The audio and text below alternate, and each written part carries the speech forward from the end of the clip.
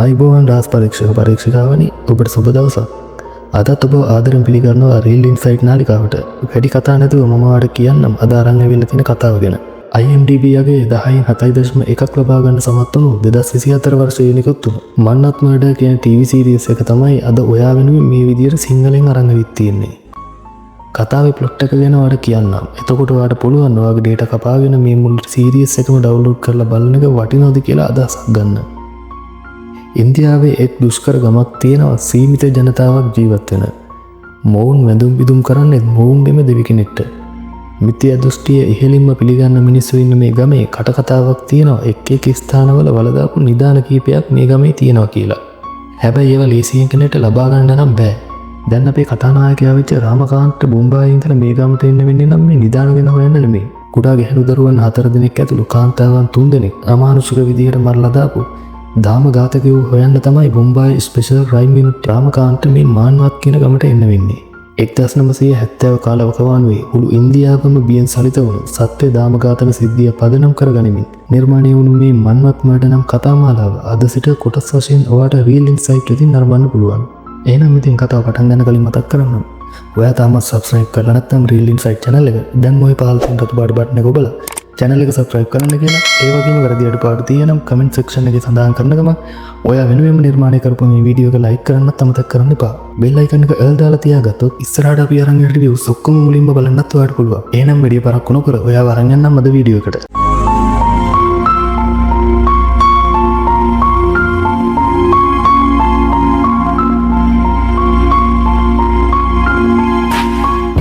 මේ කතාව පටන් ගද්දිම අපිට පෙන්වන්නේ පාර්වතී නම් කාන්තාව හේනක වැඩ කරමින් ඉන්න දර්ශනයක්. ඒත් එක්කම පාර්වතීට පිටිපස්සෙන් තිබුණු පඳුරු අතරින් ඇහුණ අමුතු ශබ්දයක් නිසා පාර්වතී ගොඩක් කලබල වෙනවා. මොකද මේ ගමේ මේ වෙද්දි ළමයි වගේම තවත් කාන්තාවන්ව මරලා දාලා තිබුණ නිසා. ඉතින් පාර්වතී නොදන්නවා වුණාට යම් කිසි පුද්ගලයෙක් දෙන්නේ මේ පඳුරු ගස්ස හැංගිලා පාර්වතී දිහා බලාගෙන ඉන්නවා. එයාට ඇහුණු ශබ්දේ මොකද්ද කියලා බලන්න පඳුරු ගාවට යන පාර්වතීට කෙනෙක් කෙටේරියකින් ඉසර පහර දීලා මරලා දානවා. ඒ විතරක් නෙමෙයි අනිත් පුද්ගලයා පාර්වතීගේ ලිංගික අවයව කපලා බෝතලයකට ලේ එකතු කරගන්නවා. මාන්වත් ගමේ 7 වෙනි මිනිමරුමක් සිද්ධ වුණු නිසා මේ ගැන ඉහළින් බලපෑම් වෙන්න පටන් ගන්නවා ප්‍රාදේශීය පොලිසියට. මේ නිසාමයි මුම්බායි වල එවකට ෂර්ලොක් හෝම්ස් මෙන් ප්‍රසිද්ධ අතිදක්ෂ අපරාධ පරීක්ෂකයෙක් වුණු රාමකාන්ත මේ ගමට පත් කරලා එවන්නේ. රාමකාන්ත කියන්නේ සෑම අපරාධයක් දිහාම අපරාධකරුගේ කෝණයෙන් බලා නිගමනවලට එළඹෙන පුද්ගලයෙක්. රාමකාන්ත මේ ගමට එන්නේ එයාගේ සහායකයෙක් එක්ක. ඒ තමයි වාකට්කර්. දුම්රිය පොලෙන් මේ දෙන්න ස්ටේෂන් එකට අරන් එන්න මාන්නත් පොලිසිය දමෝදර ශුක්ලා ඇවිල්ලා ඉන්නවා. ඒ වගේම රජයෙන් පත් කළ විශේෂ පරීක්ෂකයෙකුත් මෙතනදී මෙයාලට එකතු වෙනවා. ඒ තමයි පොන්ක්ෂේ. මෙයාලා ගමට යන අතරමඟදී පොන්ක්ෂේ එයා හොයාගත්තු උතරතුරු රාමකාන්ත කියනවා. මේ වෙද්දි ගමේ මිනිස්සු විශ්වාස කරන්නේ නැහැ පොලිසිය. මේ වෙද්දි ගමේ මිනිස්සු පොලිසිය විශ්වාස කරන්නේ නැහැ. ඒ වගේම මේ ගමේ ඉන්නවා ටිකක් සල්ලි දින හොරාරක්කු ජාවාරම් කරන පවුලක්. ඉතින් ඔවුන්ගේ වාසගම තමයි වරාටේ. උත්තම් බ්‍රාවෝ බරාටේ සහ ඔහුගේ බිරිඳවර රුක්මනී බායි තමයි මේ ගමේ හැමදේම වගේ පාලනය කරන්නේ. ඒත් කලින් සිද්ධ වුණු මිනිමරුන් වලට ඔවුන්ව සැක කළත් ඔප්පු කිරීමට සාක්ෂි නැති නිසා ඔවුන් නිදහස් වෙනවා. ඒත් ඔවුන් මේ ගමට ඇතුළු වෙන්න බැරි විදියට උසාවි නියෝගයක් නිකුත් කරලා තියෙන්නේ. ඉතින් ගමෙන් පිට හිටිය නීතිඥ කුමාරගේ නැවතත් ඔවුන්ට ගමට යන සැලැස්ම සකස් කරමින් තමයි මේ දෙන්න ඉන්නේ. මාන්වත් පොලිස් ස්ථානයට එන රාම්කාන්ත තේරුම් යනවා මේ නිලධාරීන් හරියට වැඩ නොකරන කම්මැලි පිරිසක් බව.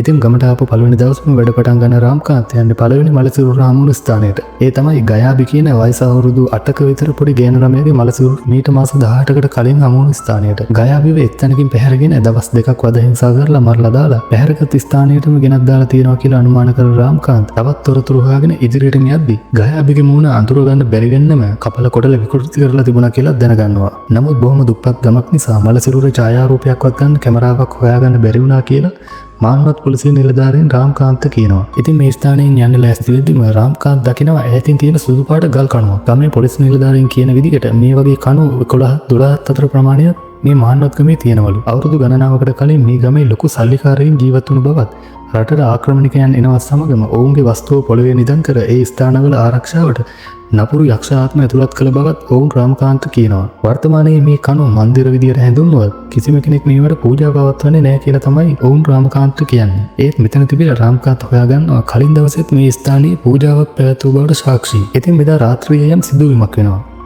ගමේ ගෙදරක ඉන්න එක ගෑනු ළමයෙක් යම් කිසි කෙනෙක් ඇවිත් බලෙන් පැහැර ගන්නවා. ඉතින් මේ වෙලාවේ මුළු ගමම මේ පුද්ගලයා පස්සේ පන්නන්න පටන් ගන්නවා. ඉතින් මේ කවුද? මොකද මේ දාම ඝාතකයා? මේ අරංගී ගෑනු දරුවා ඝාතකයාගේ 8 වෙනි ගොදුර වෙයිද? මේ හැම දෙයකම පිළිතුරු අරන් ඊළඟ එපිසෝඩ් එකෙන් ඉක්මනින් මෙන්නම්. එතකම් රහස් පරීක්ෂක පරීක්ෂිකාවනි සුබ දවසක්.